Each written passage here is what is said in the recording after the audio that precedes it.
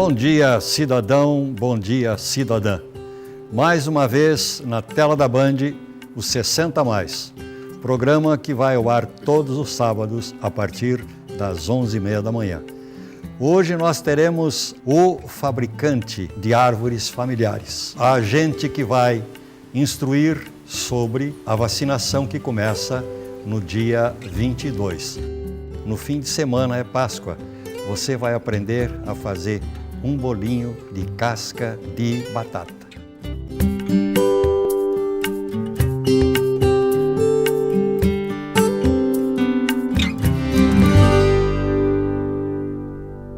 Nosso primeiro entrevistado, hoje, Tony Johann, historiador, morador em São Pedro de Alcântara e que se dedica àquilo que nós dissemos no início, é fabricante de árvores familiares. Tony, bom dia, prazer recebê-lo e acreditamos, repito, que este vai ser um programa que vai interessar excepcionalmente. Você, fabricante de árvores familiares. Como é que é isso? Bom dia, o público telespectador. Eu agradeço muito o convite a mim formulado para me fazer presente hoje, nesta manhã, para falarmos um pouco sobre árvores de família, também denominadas como árvores genealógicas.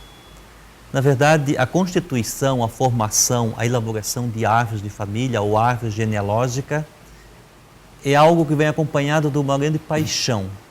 A paixão por desvendar os aspectos da existência humana, mas principalmente aqueles relacionados a quem somos, da onde viemos, principalmente tentando elucidar os pais, os avós, bisavós, trisavós e assim sucessivamente, para podermos ter uma formação mais consciente a respeito daquilo que é a pessoa humana. Há um nome específico para quem utiliza essa profissão? Usualmente, quem se dedica na elaboração de árvores genealógicas denomina-se de genealogistas. Quase sempre são pessoas que têm formação em história e aí um ramo dessa ciência se dedica exclusivamente à genealogia. E por você ser historiador, foi que adotou esse tipo de profissão? Também. Há mais de 2 décadas estamos desenvolvendo pesquisas, principalmente sobre a presença da etnia alemã na região da Grande Florianópolis. Evidentemente, estudando o grande contingente de imigrantes alemães que no século passado se instalou nessa região, partimos para um conhecimento maior a respeito desses agentes, ou seja, estudar quem são, qual a cidade de nascimento, por que da instalação desses imigrantes aqui a partir do século XIX e hoje onde há a ramificação desse contingente humano. Qual é o primeiro passo para a formação de uma árvore familiar? A gênese maior da genealogia, que tenta desvendar de onde viemos, quem são os nossos ascendentes, é justamente tentar desvendar quem somos. E a partir dessa grande interrogação, buscamos informações a respeito de nós mesmos, do nosso nascimento. A partir daí, o nascimento dos nossos pais, tanto pai quanto a mãe, as respectivas datas de nascimento, datas de casamento. Satisfeitos esses níveis, partimos para mais um nível, o nível dos avós, e assim, bisavós, trisavós, e sucessivamente, sempre tentando identificar as datas de nascimento, as datas de falecimento e, quando possível, as datas também de casamento, cidades de nascimento e também cidades de falecimento. Existe prazo para que você consiga juntar todas as informações? Estabelece a pessoa que contrata esse tipo de trabalho, exige prazo? Há uma dificuldade muito grande no sentido da localização das informações pertinentes utilizadas na confecção das genealogias. Muitas vezes, essa dificuldade consiste em localizar exatamente a informação que se deseja, quando essas informações muitas vezes não estão disponibilizadas de uma forma imediata. Isso significa que, num dia, numa semana, num mês, pode-se ter um desenvolvimento muito grande de uma pesquisa genealógica, mas, por outro lado, também, muitas vezes, as dificuldades fazem com que se leve anos ou décadas para se obter as informações suficientes e concluir uma pesquisa genealógica. Até porque o anseio, o desejo em obter essas informações, muitas vezes só se extingue quando não se encontra mais informações. Parte de você mesmo, o pesquisador, seus pais, seus avós, seus bisavós, seus trisavós, e assim sucessivamente, ou seja, até Adão e Eva. Só que muitas vezes, no decorrer do desenvolvimento das pesquisas, elas são interrompidas, justamente pela falta de informações. Eu vejo aqui 1, 2, 3, 4, 5 livros. São livros que você compilou, você produziu. E este aqui, você disse que é dos 50 anos dos seus pais, casamento dos seus pais. Certo. É justamente o livro denominado Nossos Pais. É uma composição realizada por ocasião da festa de 50 anos de casamento deles. E como apêndice, como anexo desta publicação, nós fizemos constar a genealogia, ou uma árvore familiar, ou uma árvore genealógica, neste caso, da minha própria família. Então nós temos aqui numa coluna meus irmãos. A de cima são os seus familiares e agora, os seus irmãos. Meus irmãos. A primeira carreira uma família lá, grande. Quantos mais são? 12 irmãos, 13 comigo, portanto. No centro, os seus pais. Meus pais. Aqui, os avós paternos. E lá, maternos. Os avós maternos. E na sequência, nós temos os bisavós, os trisavós, tetravós e pentavós. Lembrando sempre que essa árvore se agiganta a cada nível de desenvolvimento de pesquisa, porque pai nós temos 2, pai e mãe. Avós, 4, 2 paternos e 2 maternos. Trisavós, 8, tetravós, 16, pentavós, 32. 32. E assim sucessivamente, até Adão e Eva. Muito interessante. Outro trabalho que nós observamos, família Kurtz, 150 anos em Santa Catarina. Trata especificamente desta família? É uma família de imigrantes alemães que na década de 1860 saiu da região da Westfália, na Alemanha, vindo ao Brasil, passando pelo porto do Rio, chegou a Desterro, hoje Florianópolis, e do Desterro partiu para a colônia Teresópolis, hoje em Águas Mornas. E de lá cresceu e se multiplicou, e hoje há uma vasta descendência espalhada pelos mais diversos estados do Brasil.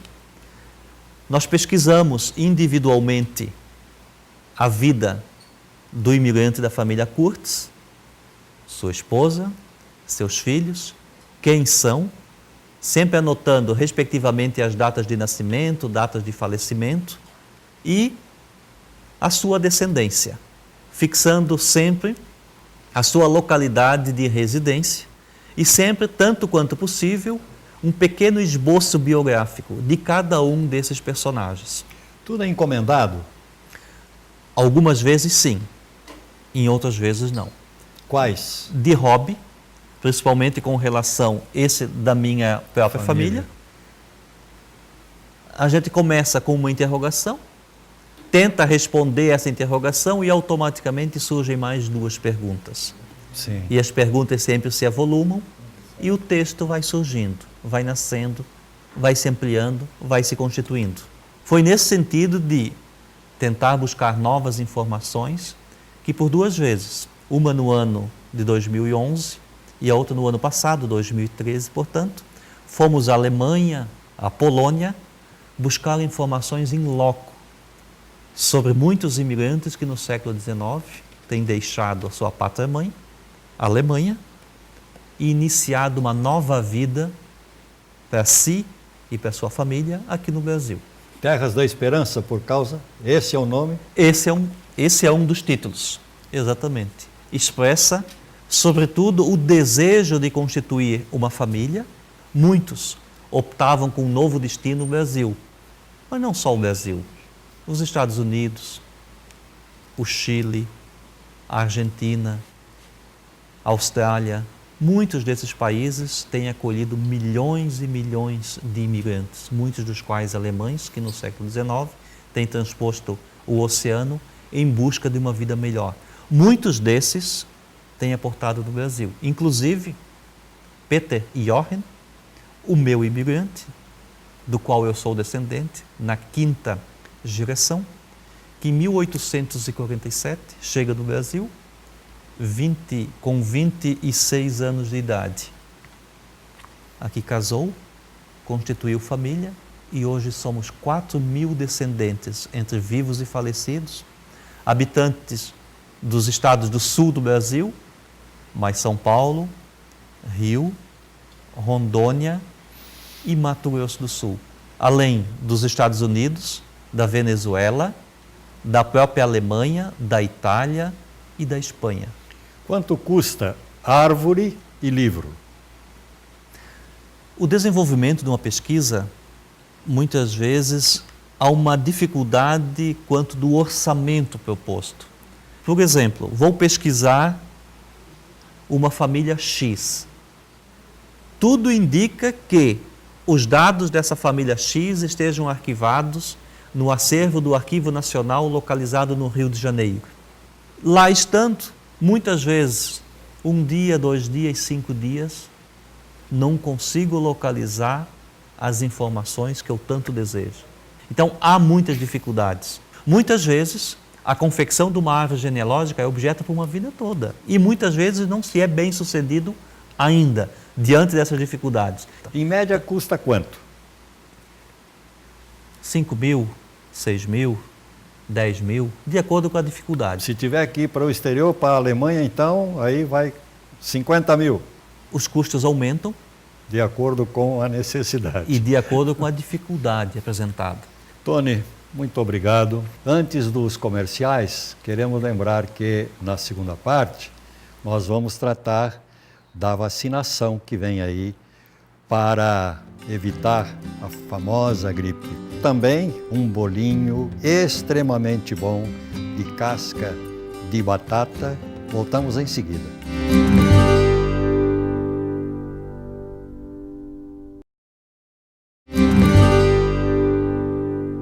Agora, lápis ou caneta e papel à mão, porque vem aí uma receita, supimpa, gostosa. Bolinho de casca de batata.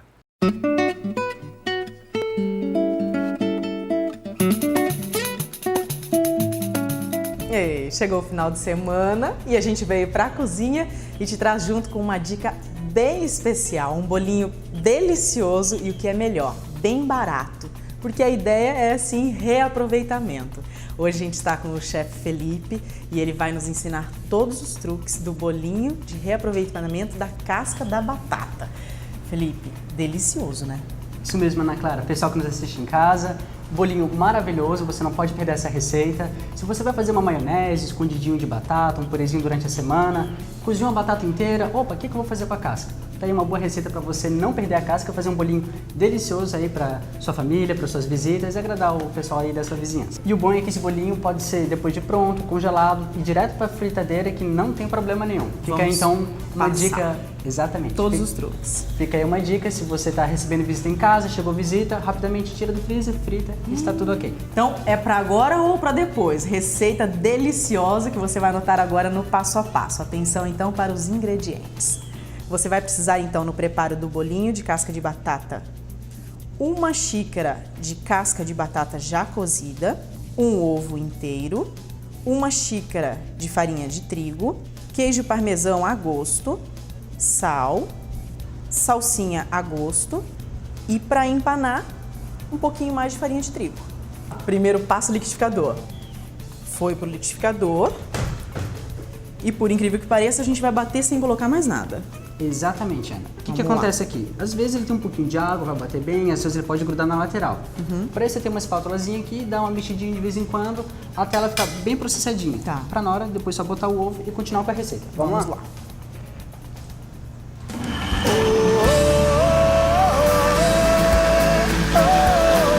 Tá aí. Bateu, então, até ele... Não precisa despedaçar inteira a casca. É, exatamente. O pedacinho da casca ele até fica, porque ele não se parte completamente. Vamos mostrar? Mas ele fica mais ou menos com a textura de um purê. Olha lá. Um purê de casca de batata. Casquinha mais inteirinha é bom também de comer. Claro, você dá uma textura diferente, né? Temos aqui o nosso purê, pessoal que nos assiste em casa. Vamos acrescentar agora um ovo batido para essa medida, ok? Tá aqui. Mexeu ali sem segredo nenhum. Exatamente. Vai render quantos bolinhos aí? Aqui dá para render aqui uns 4 bolinhos, mais bolinhos, talvez se você quiser ele um pouquinho menor, um pouquinho maior, depende do tamanho do bolinho. Ok. E aí vai duplicando, triplicando, conforme o tamanho da família. Para cada ovo, uma xícara de trigo e uma xícara de casca de batata. Essa é a medida básica, né? Uma Cheiro, salsinha que combina salsinha. muito bem com receitas de batata. Vou botar mais um pouquinho aqui Tá. do chefe. Nunca é demais, né? Tempero. O queijo parmesão, a gente falou lá na tela de ingredientes, que é a gosto. Então, tem parmesão em casa, usa. Não tem, faça do mesmo jeito. Exatamente. Não vai fazer falta no bolinho, embora ele dê um gostinho especial, né? Um queijinho. Aquele detalhe do final, né? Exatamente. Derrete. Esse E também. então nós temos com a nossa mistura com este aspecto aqui. E agora é a hora do ponto, né? Exatamente. Vamos agora demonstrar o trigo colocando aos pouquinhos. Tá. Esse vai ser enrolado na mão, né? Exatamente. Formatinho pra mão. Sem mistério nenhum. Quer fazer num um aspecto mais de quibe, torpedinho, croquete, fique à vontade.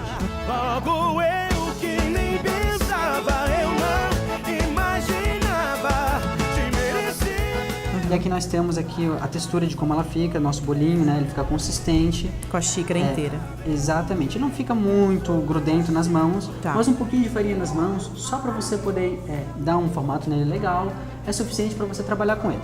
Aqui eu já tenho ele passado no trigo das mãos, vou dar só uma passadinha no trigo aqui. Tá. E se for congelar, chefe, não vai nesse processo aqui do trigo. É muito bem lembrado. Né? Ah. O que acontece? A gente evita de passar no trigo para congelar, porque do contrário ele pode virar uma massinha no freezer, né? A gente abre, fecha o freezer várias vezes, ele absorve umidade, ele vira uma massinha em volta e não é muito agradável, Tá. correto? E aí coloca, espalha numa assadeira e leva pro congelador, não tem segredo ali, né? Exatamente. Cobre para não pegar cheiros. É muito bom você botar só alguma coisa embaixo para não grudar e outra coisa em cima só para não pegar umidade nele. Bem Acho que a lembrado. umidade é muito importante. Coloca um plástico embaixo, um filme plástico, né? Exatamente. Ele solta. Algumas pessoas gostam de usar um papel laminado, um papel manteiga, mas eu acredito que o plástico ainda é nossa melhor opção. Ficou lá uma semana no congelador numa boa, né? Com certeza. Você vai reparar que na receita o chefe preferiu não colocar o sal, mas porque o parmesão é salgadinho, Isso, né? com certeza. Mas se Nosso for no queijo gosto, parmesão- completa. Com certeza. Com sal. Nosso queijo parmesão ele já é bastante salgado. Se você quer colocar um pouquinho de carne seca no bolinho, também você pode. boa Fica dica. muito legal. Agora, bacalhau, carne seca e coisas bem salgadas como bacon, por exemplo, pega leve no sal, senão sua receita vai Cuidado. causar pressão alta aí pro pessoal que está em casa. Não vai ser bom. Próximo passo agora é pro óleo quente. Exatamente. Muito bem.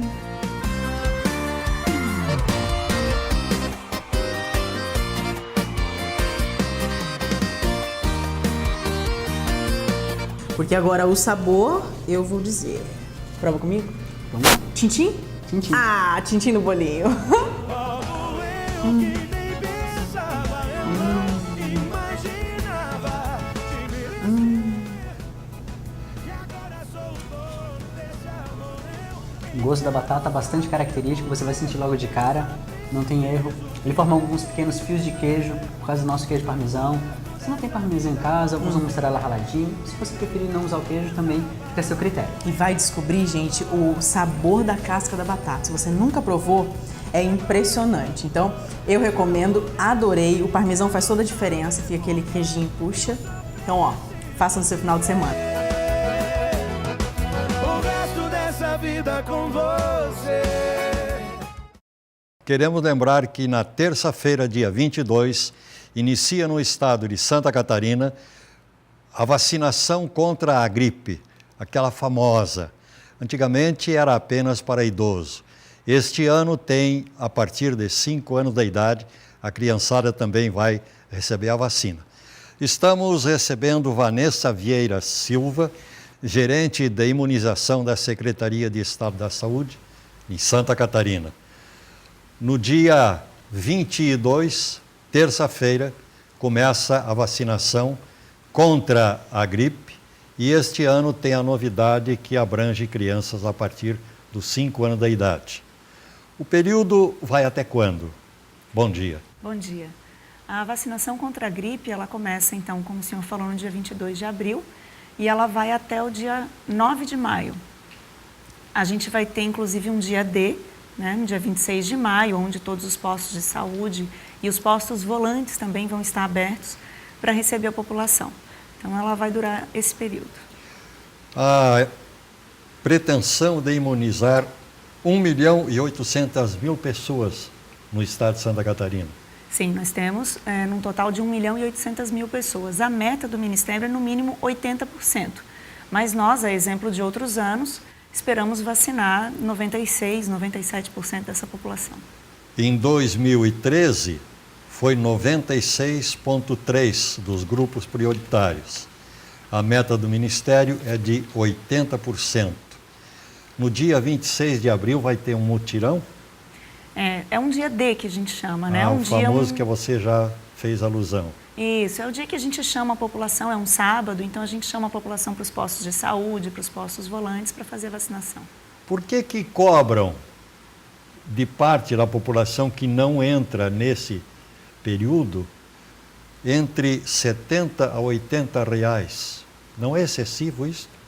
Na realidade, não é o Estado quem cobra, né? O Estado faz um corte, esse corte está relacionado à população que mais adoece, por isso essa população recebe a gripe. A população que mais adoece é a idosa? A idosa, as crianças até 5 anos de idade, as gestantes, os trabalhadores de saúde, a população do sistema prisional, os indígenas e principalmente as pessoas que têm comorbidades, são aquelas pessoas que têm diabetes, têm doença respiratória. E essa população que não está contemplada muitas vezes procura o serviço privado para receber essa vacina. Então o serviço privado disponibiliza a vacina e aí cobra pelo serviço. Vamos a uma enquete feita através de vídeos que telespectadores encaminharam ao 60+, e colocando as suas interrogações. É obrigatório se tomar a vacina todos os anos? Sim, é obrigatório tomar vacina todos os anos. A cada ano, a vacina vem com um grupo de vírus de influenza diferente. Então, é necessário que todo ano a pessoa se imunize novamente. Se eu estiver gripado, posso tomar a vacina? Sim, se você estiver gripado, você pode tomar a vacina. A vacina, a gente só pede para que as pessoas, se elas tiverem uma febre muito alta, para não tomarem a vacina naquele momento, que pode se confundir essa febre com alguma reação adversa da vacina, mas pode tomar sim. Qual a possibilidade da vacina dar uma reação? Existe contraindicação? Não tem possibilidade da vacina dar reação. Contraindicação também não existe. A gente só pede para aquelas pessoas que têm alergia a algum componente não façam uso da vacina. Porque é só tomar a vacina a gente fica gripado? Na verdade, a vacina ela não tem essa capacidade de desenvolver a gripe. Ela, na realidade, protege, mas a imunidade que a vacina confere à pessoa leva 15 dias para fazer efeito. Por isso também da gente pedir para a pessoa se vacinar sempre muito antes do tempo, né? Antes da época das gripes começarem a aparecerem pela população. Vamos lembrar que a vacinação começa na terça-feira, dia 22. É por demais importante, os 60+, não deixe de ir. Não faz mal nenhum. A história que apareceu que faz mal, absolutamente não faz. Imuniza no primeiro dia, vai. Se não puder, vai no segundo. Mas não deixe de se vacinar. Nós queremos agradecer a Vanessa e desejar que o trabalho efetivamente dê resultado. Como sempre tem acontecido, Santa Catarina consegue liderar na vacinação. Muito obrigado, Vanessa. Obrigada também. Queremos lembrar que o 60+, vai ao ar todos os sábados, a partir das 11h30 da manhã, aqui na tela da Band. Você, cidadão, você, cidadã, é nosso convidado. Também pode participar encaminhando a sua mensagem, encaminhando o seu vídeo para o programa 60mais, @bandsc.com.br ou fanpage 60mais. Até a próxima. Primeiro, nós vamos entrevistar a Dona Natalícia de Orleans. 17 de janeiro deste ano, completou 100 anos.